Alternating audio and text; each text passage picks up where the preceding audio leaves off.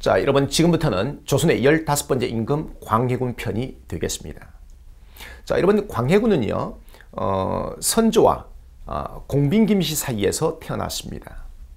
엄마가 정식 왕비가 아니라 임금의 후궁이었기 때문에 대군이 아니라 쿤의 지위를 갖게 된 거죠. 사실 뭐 세자 책봉과는 거리가 멀었던 인물입니다. 하지만 여러분 1592년에 임진왜란 아시죠? 그래서 이제 임진왜란이 터지자 당시까지도 세자가 없었거든요. 근데 이렇게 전란이 터지면 우리가 이제 세자를 국본이라고 하죠. 이 세자 책봉이 굉장히 중요합니다. 뭐 전란 통해 임금이 어떻게 잘못될 수도 있고 그렇잖아요. 그래서 이제 부랴부랴 평양에서 광해군이 세자로 책봉됩니다. 근데 사실 이 광해군이 임진왜란 때 전란 중에 많은 공을 세우게 됩니다. 우리가 이제 이걸 분조 활동이라고 하는데요.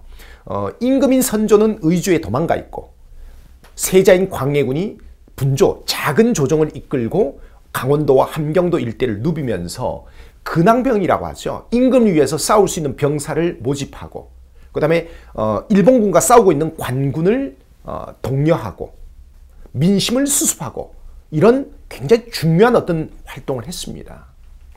여러분 전란이 끝나고 사실 광해군이 정식 왕이 되는 과정은 그렇게 또 순탄하진 않았습니다. 왜냐면요 선조가 뒤늦게 또 장가를 간 겁니다. 그래서 이게 이제 임목왕후인데요. 그 임목왕후의 사이에서 영창대군을 낳게 됩니다. 사실 세자로서의 광해군의 지위는 불안불안했던 거죠. 근데 1608년에 선조가 죽고 당시 이제 영창대군이 너무 어렸기 때문에 천신만고 끝에 이렇게 광해군이 임금으로 이제 즉위를 하게 된 겁니다. 자, 여러분 우리가 이제 임금으로서 광해군 하면 뭐가 떠오릅니까? 아마 세 가지 정도가 떠오를 거예요. 대동법 실시, 중리배교, 그 다음에 폐모살제. 자, 대동법 실시는 뭐냐면요. 사실 우리나라 5000년 역사 동안에 가장 중요한 조세개혁으로 일컬었습니다.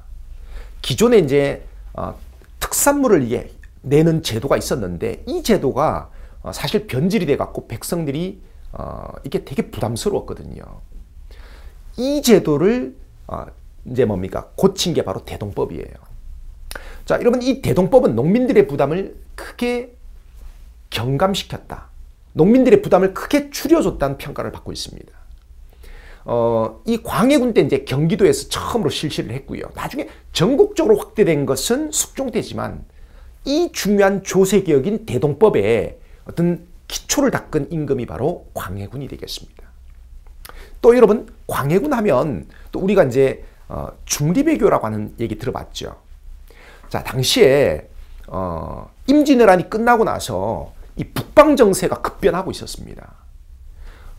사실 임진왜란 때 우리를 도와줬던 명나라는 국력이 급속히 약화되고 있었고요.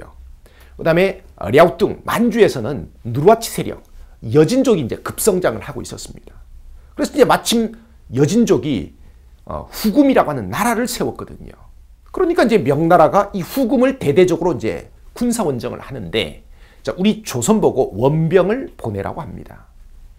당시 이제 광해군은 고민스럽죠. 명을 도와서 후금을 공격하자니 날로 세력이 강해지고 있는 후금의 보복이 두렵고 그 다음에 명의 요구를 거절하자니 임진왜란 때 우리가 명의 도움을 받은 처지라 명에 대한 은혜를 저버린 것이라 이 조선의 어떤 양반 사대부들의 반발이 심할 것 같고 사실 이런 이도저도 못하는 상황에서 광해군은 아주 실리적인 어떤 중립의 길을 선택하게 됩니다. 명을 도와서 후금을 공격하는 그 지원병을 보냅니다. 그런데 당시에 도원수였던 강홍립 장군에게 정세를 보아 향배를 정하라 라고 이제 특명을 내리게 되죠.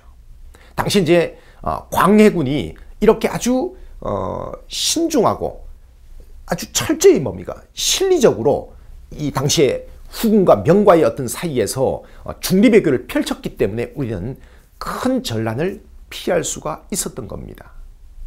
자, 그런데 광해군이 1623년 인조반정으로 쫓겨나게 되죠. 광해군이 동생인 영창대군을 죽이고 어머니였던 임목대비를 서궁에 유폐하게 됩니다. 이게 반정 세력, 쿠데타를 일으킨 세력 입장에서 봤을 때는 이 반정의 굉장히 중요한 구실, 명분이 되었던 거죠. 그래서 광해군은 왕위에서 쫓겨나서 제주도에서 쓸쓸한 죽음을 맞이하게 됩니다. 자, 여러분, 과연 이 광해군이 이렇게 많은 굵직굵직한 어떤 업적을 남겼는데 과연 우리가 조나 종이라고 하는 정식 묘호도 갖지 못한 군으로 평가자라 해야 되는지는 여러분들이 한번 같이 고민해 볼 문제가 아닌가 생각됩니다.